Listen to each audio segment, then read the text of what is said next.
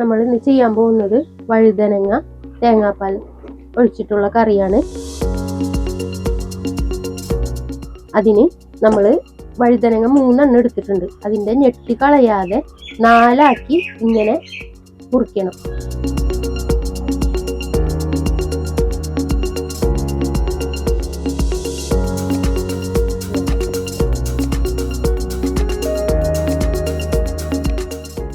മഞ്ഞളും ഉപ്പും മിക്സ് ചെയ്ത് അതിനുള്ളിൽ തേച്ച് വെക്കണം.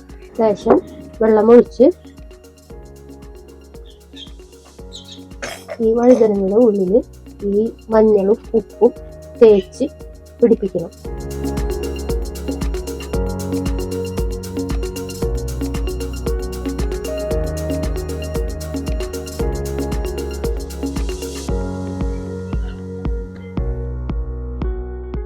പാൻ ചൂടായാൽ നമുക്ക് വെളിച്ചെണ്ണ ഒഴിച്ച് ആ വഴുതനങ്ങ ഒന്ന് ഫ്രൈ ചെയ്തെടുക്കാം. പാൻ ചൂടായി വെളിച്ചെണ്ണ ഒഴിക്കണം. വഴുതനങ്ങ ഫ്രൈ ചെയ്യാനുള്ള എണ്ണ ചൂടായിട്ടുണ്ട്. അതിലേക്ക് നമ്മൾ വഴുതനങ്ങ ഇട്ട് കൊടുക്കാം.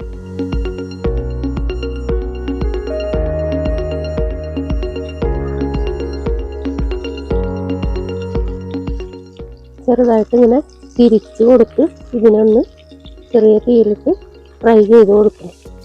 നന്നായി വേവണ്ട, ചെറിയ രീതിയിൽ ഇത് ഫ്രൈ ആയി വരണം. ഇത് കറിയിലേക്കുള്ള ഗ്രേവി തയ്യാറാക്കാനുള്ള സാധനങ്ങളാണ് ഇനി പറയുന്നത്.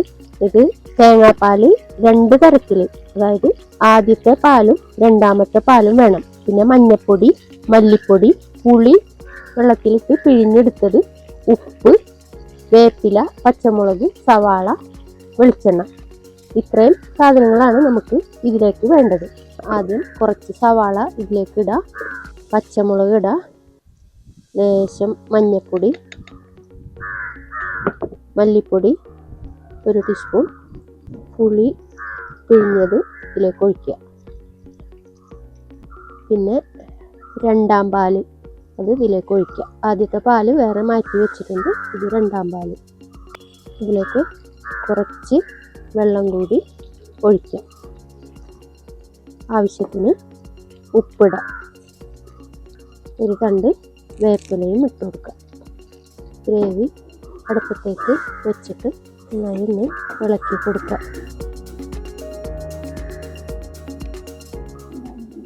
തിളക്കാൻ വേണ്ടി നമ്മൾ വെയിറ്റ് ചെയ്യണം. ആളിയേരപ്പാലായതുകൊണ്ട് നമ്മൾ ഇടയ്ക്ക് ഇങ്ങനെ ഇളക്കി കൊടുക്കണം. ഇതിന്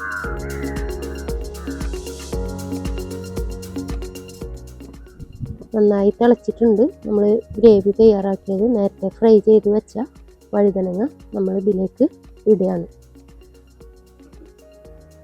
നേരത്തെ ഫ്രൈ ചെയ്തതിൽ നിന്ന് കുറച്ച് വെളിച്ചെണ്ണ അതിലേക്ക് ഒഴിച്ചു കൊടുക്കും.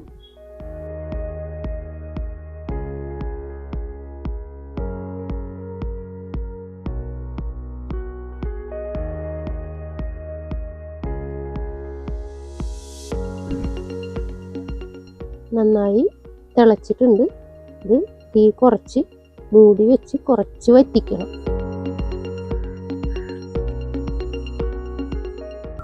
ഇത് നന്നായി തിളച്ച് വെന്തിട്ടുണ്ട്. നല്ലോണം വറ്റി വഴുതനങ്ങയൊക്കെ അതിൻ്റെ നല്ല ഗ്രേവിയൊക്കെ പിടിച്ച് നന്നായി കറിയായിട്ടുണ്ട്. അതിലേക്ക് നമ്മൾ മാറ്റി വെച്ചിരുന്ന ആദ്യത്തെ പാല്, അതായത് തൻപാല് ഇതിൽ ചേർക്കണം. അതാണ് ഇതിൻ്റെ സ്പെഷ്യൽ. ഇനി നമ്മൾ കൂടുതൽ തിളപ്പിക്കണ്ട. അത് ചേർത്ത് ഒന്ന് ചെറിയ ചൂടാകുമ്പോൾ നമുക്ക് തീ ഓഫ് ചെയ്യാം. കടുക് പൊട്ടിച്ചിടാൻ ഞാനൊരു ചെറിയ പാൻ വെച്ച് കത്തിക്കുകയാണ്. ശേഷം നമുക്ക് ഇതിലേക്ക് ലേശം വെളിച്ചെണ്ണ ഒഴിക്കാം.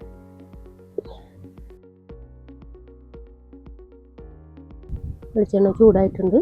നമ്മളതിലേക്ക് ലേശം കടുക് ഇടുകയാണ്.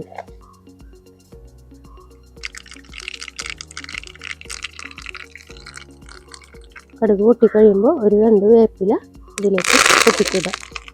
എന്നിട്ട് കറിയിലേക്ക് അത് ഒഴിക്കുക. അപ്പോൾ കറി റെഡിയായി.